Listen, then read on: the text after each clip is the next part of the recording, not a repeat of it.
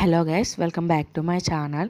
Today mini vlog వచ్చేసి పిల్లలకి అరుగుదల అనేది చాలా తక్కువగా ఉంటుంది కదండి. సో ఈ టిప్ వచ్చేసి వాళ్ళకి బాగా యూజ్ అవుతుంది. సో ఎక్కడ స్కిప్ చేయకుండా చూడండి. 1/2 కప్ జీలకర్రని తీసుకుని మనం బాగా ఫ్రై చేసుకోవాలి. సేమ్ క్వాంటిటీ వామును కూడా మనం బాగా ఫ్రై చేసుకోవాలి.